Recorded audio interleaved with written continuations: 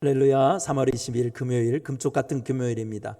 오늘 새벽을 통해서 하나님의 위로가 여러분들 심령에 가득 넘치게 되기를 간절히 바랍니다. 찬송가 88장 내 진정 사모하는 반주에 맞춰서 조용히 묵상하며 찬양하겠습니다.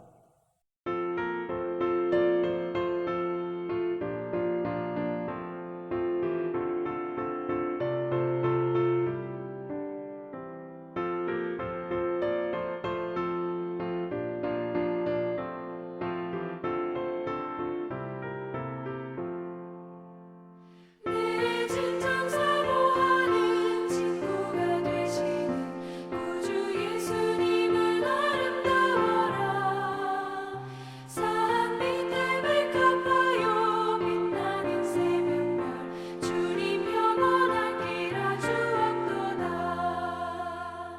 내 맘이 아플 적에 그 위로 되시며 나 외로울 때 좋은 친구라. 주는 저 산 밑에 백합 빛나는 새벽별 이 땅 위에 비길 것이 없도다. 내 맘의 모든 염려 이 세상 노랗고 주님 항상 같이 하여 주시고 신이 허물 당할 때에 악마의 계교로 즉시 물리치사 나를 지키네. 온 세상 날 버려도 주 예수 안 버려 끝까지 나를 돌아보시니. 주는 저 산 밑에 백합 빛나는 새벽별 이 땅 위에 비길 것이 없도다. 내 맘을 다하여서 주님을 따르면 길이 길이 나를 살아가리니. 물이 두렵지 않고 창검도 겁없네. 주는 높은 산성 내 방패시라.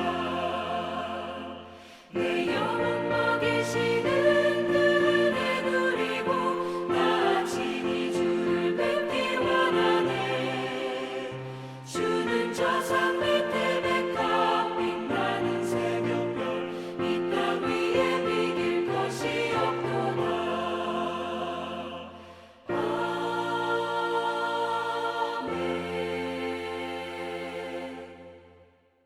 오늘 주시는 하나님 말씀은 마태복음 25장 14절에서 30절. 어제에 이어서 계속해서 마태복음 25장에서 봅니다.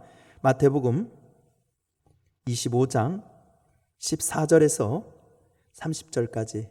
본문이 좀 길지요? 함께 교독하겠습니다.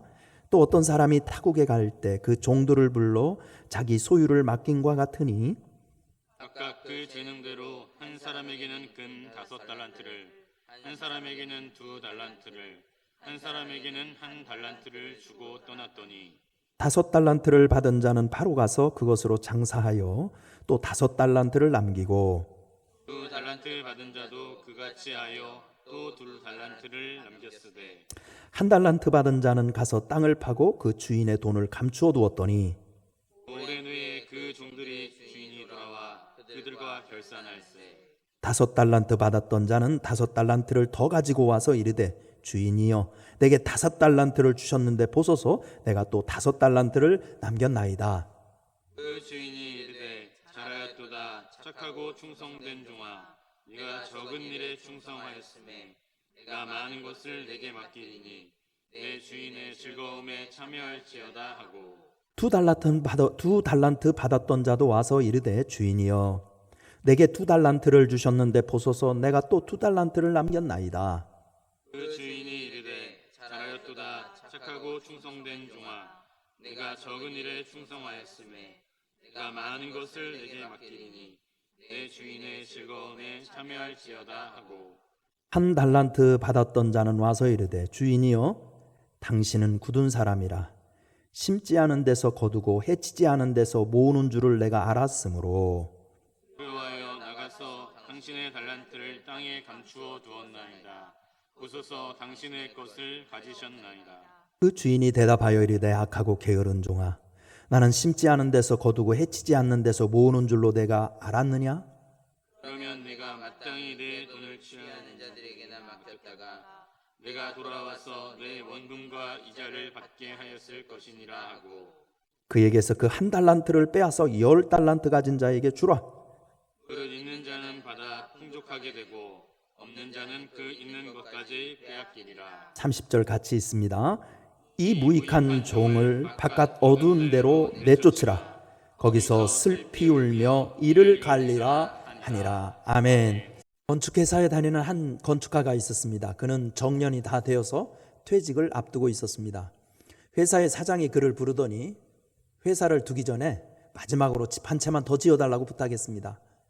그는 하필 퇴사를 앞둔 내게 왜 이런 일을 맡기느냐고 투덜대면서 불평하는 마음으로 공사를 시작하였습니다. 감독도 소홀히 하였고 좋은 재료를 사용하지도 않았고 끝마무리도 엉터리로 얼렁뚱땅 대충 하였습니다. 마침내 건물이 완공되는 날 회사의 사장이 그에게 열쇠 하나를 주면서 이렇게 말했습니다. 당신이 건축한 이 집이 우리 회사를 위해 애써온 당신의 정년 퇴임을 기념하는 내 선물이요. 그동안 고생 많았습니다. 그 건축가는 그제야 정성을 다해 집을 짓지 못한 자신의 불성실을 몹시 후회하였다고 말합니다. 충성이란 덕목은 개인의 자유를 마음껏 구가하는 현대에 맞지 않는 과거 봉건 시대에나 필요한 가치라고 생각합니다. 그러나 예수님은 충성을 제자됨의 가장 중요한 덕목으로 두시고 신앙의 절정을 충성에 비유하며 설명하였습니다. 바로 달란트 비유가 그것입니다. 과연 주님이 원하시는 충성은 무엇일까요? 첫째로 충성이란 주님의 은혜를 깨닫는 것이다. 14절 말씀, 주님의 은혜를 깨닫는 것이다. 달란트 비유에는 3명의 종이 등장합니다. 2명은 충성스러운 종으로 인정을 받았고 1명은 불충한 종으로 버림을 받았습니다. 그 두 부류의 차이는 어디서 생긴 것일까요? 그것은 종들의 주인에 대한 인식에서 출발되었습니다. 24절에 보면 1달란트 받았던 종은 주인에 대하여 당신은 굳은 사람이라 심지 않는 데서 거두고 해치지 않는 데서 모으는 줄을 내가 알았으므로 라고 말하고 있어요.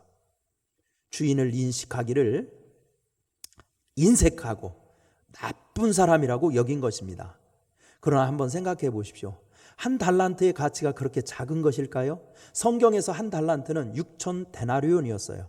그리고 1데나리온은 일국의 하루 품삯이었습니다. 그렇다면 1달란트는 근로자의 20년치 임금입니다. 아주 큰 돈입니다. 이렇게 막대한 돈을 아무 조건 없이 투자하였다면 얼마나 고마운 일입니까? 이렇게 보면 달란트 비유에 등장하는 주인의 종들에 대한 기대와 배려 그리고 신뢰는 얼마나 큰 것입니까? 사실 충성은 바로 그 은혜를 깨닫는 데에서부터 출발하는 것을 알 수가 있습니다. 그래서 성경의 위대한 인물들은 주인 대신 하나님의 은혜를 늘 고백했습니다.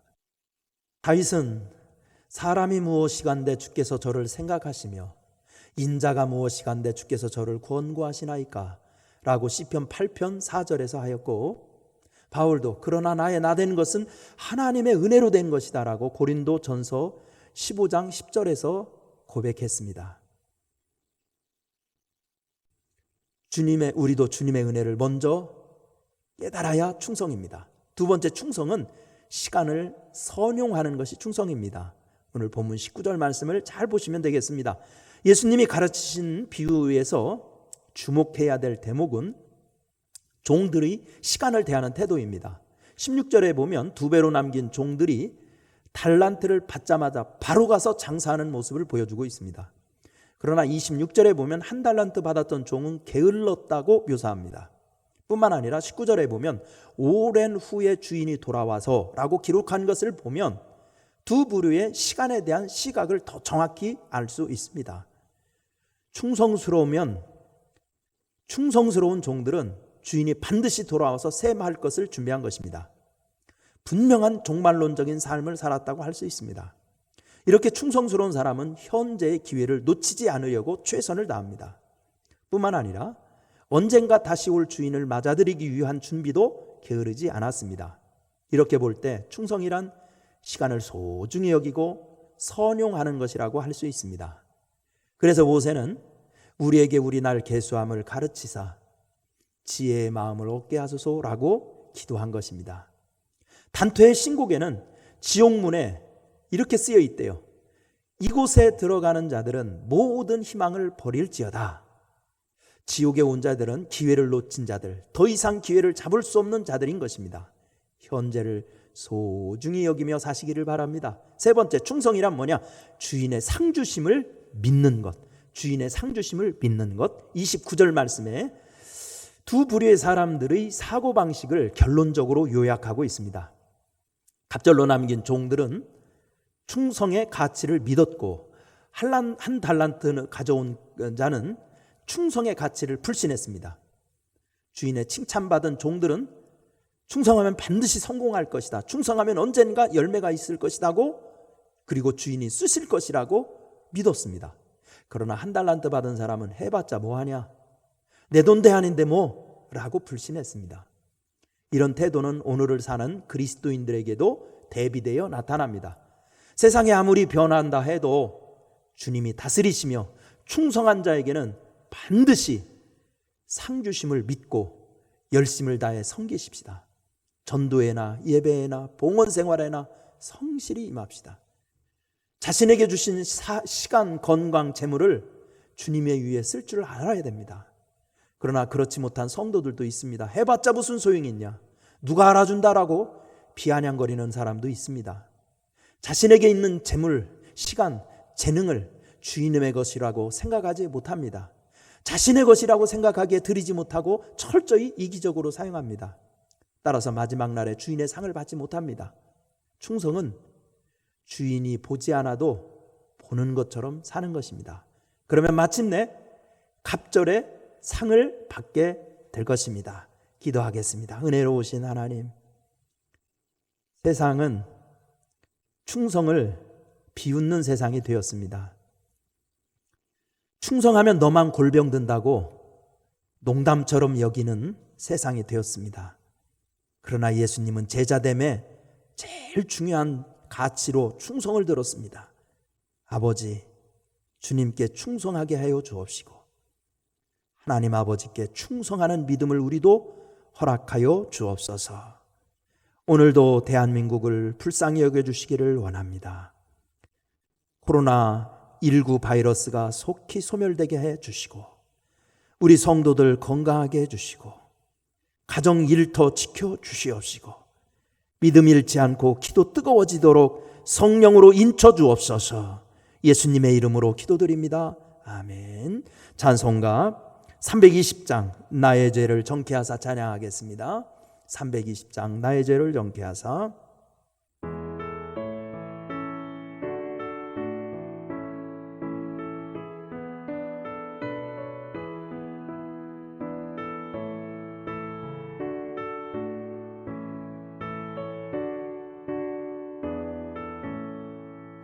나의 죄를 정케하사 주의 일꾼 삼으신 구세주의 넓은 사랑 항상 찬송합니다.